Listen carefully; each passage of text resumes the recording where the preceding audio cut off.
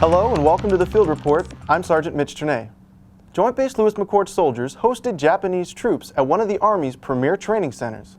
Specialist Heath Graham explains how the training fosters relationships between JBLM soldiers and their fellow warriors from across the Pacific.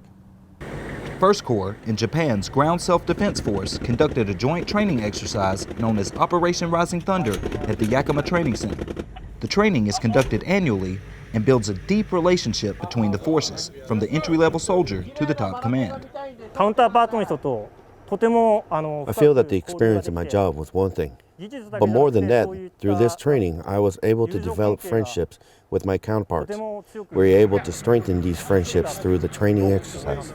The 3rd Squadron, 38th Cavalry Regiment, represented 1st Corps for the training. 338 is one of only 3 long-range reconnaissance units in the Army and are uniquely suited to support Japan's force and the mission.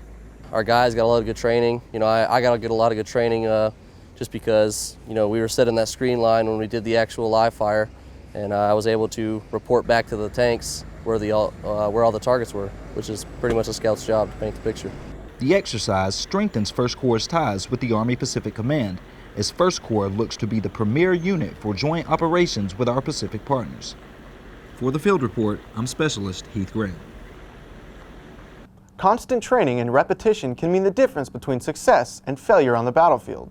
Specialist Josiah Dixon shows us what one group of airmen do to prepare for their high-stress duties during deployment. Members of the 1st Air Support Operations Group secured a helicopter landing zone while taking simulated fire during a recent exercise on Joint Base Lewis McChord. The unit practiced loading and unloading personnel onto a UH-60 Black Hawk helicopter. The group belongs to the Tactical Air Control Party, or TACP, a unit which specializes in ground-to-air communications in a combat environment. Participants said the Black Hawks added a sense of realism to the training. If you don't have the real thing there, maybe take a shortcut or something, or not realize what you're doing wrong. You can't simulate stepping onto the helicopter just by walking out there. TACP support personnel also teamed up with Joint Terminal Attack Controllers to conduct a cross-country land navigation course. Each team used a two-way radio to communicate with the base station, as well as practice radio courtesy and professionalism. Putting that attention to detail to what they're saying it properly, and saying it with confidence, so that guy on the other end, guy or gal, knows that when they're coming in, they're dealing with professional, and they know that they're going to have the right people in the right place at the right time in order to get people either in to a combat operation or out. Participants then competed in a combat stress shoot, testing their ability to excel at their job in a high-stress environment.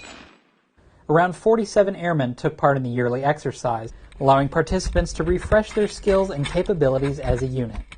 For the Field Report, I'm Specialist Josiah Dixon. Training and competition go hand in hand, and that's why Army medics are squaring off against each other for regional bragging rights. Specialist Heath Graham tells us more. Combat medics from across the western United States represented their medical facilities in the Jack L. Clark Western Region Medical Command Top Medic Team Competition at Joint Base Lewis McChord. The soldiers were eager to show their skills and face whatever task was put in their way. 4 days of events with little downtime would prove challenging as the teams tackled obstacles and treated casualties in a simulated combat environment.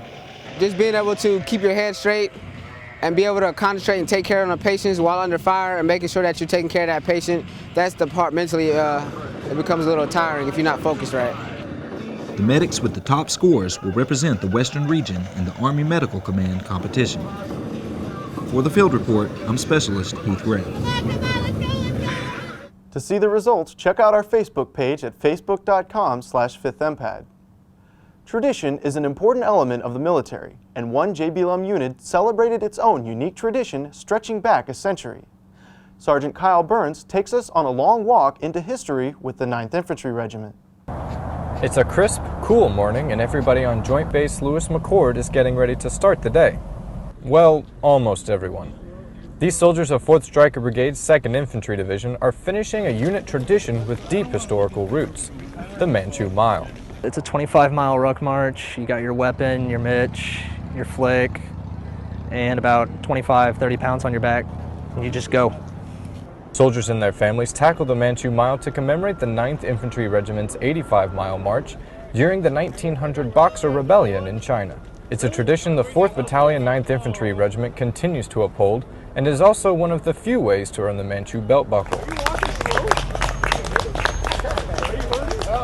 I was proud getting handed my belt buckle by veteran Manchus, pretty much like them passing on a legacy. Receiving the belt buckle wasn't the only highlight of the soldiers' march. Smiles on the tired faces of many soldiers showed there was a much deeper meaning to completing the Manchu Mile. I actually am a Manchu now. We uphold that name. We uphold that honor.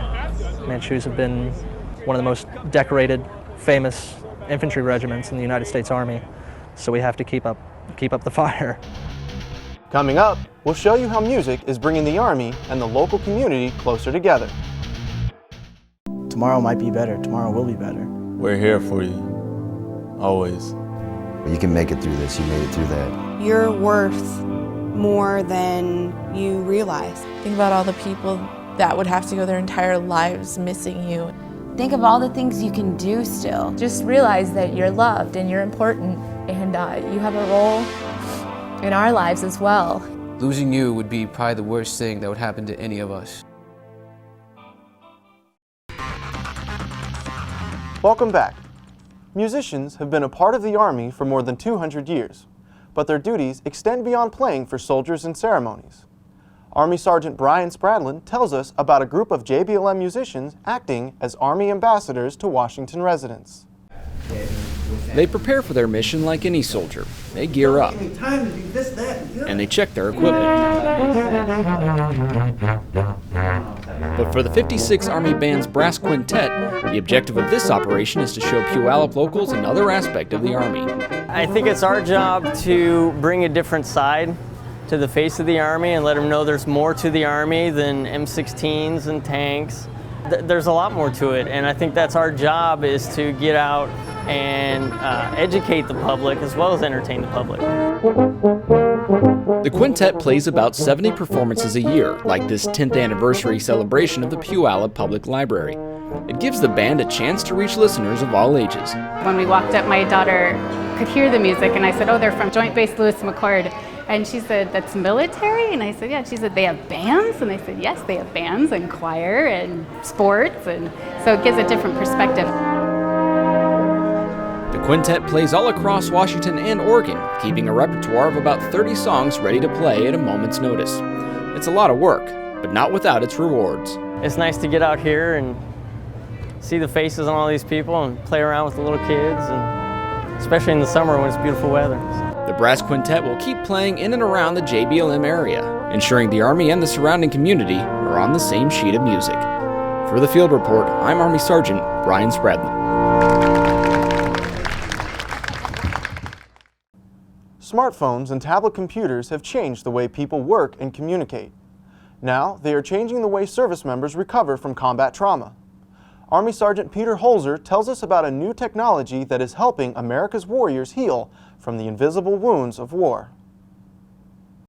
Combat veterans diagnosed with post-traumatic stress disorder, or PTSD, have a new tool to aid them in their recovery. PE Coach is a mobile app developed by the National Center for Telehealth and Technology, located at Joint Base Lewis McChord. PE stands for prolonged exposure. This is a treatment for post-traumatic stress disorder that's been found to be very effective. PE Coach simplifies therapy sessions by taking the numerous worksheets and learning materials required for treatment and putting them in the smartphone or tablet of the patient. PE Coach also allows patients to easily monitor and report symptoms, their reactions to stress, and document stress triggers they may encounter during the day. When we face things that make us anxious and we stick with it, anxiety comes down. While PE Coach isn't designed to treat PTSD all on its own, it does provide patients and clinicians a powerful tool to maximize therapy sessions and enhance recovery. For the Field Report, I'm Army Sergeant Peter Holzer. That does it for this edition of the Field Report. I'm Army Sergeant Mitch Ternay. Thanks for watching.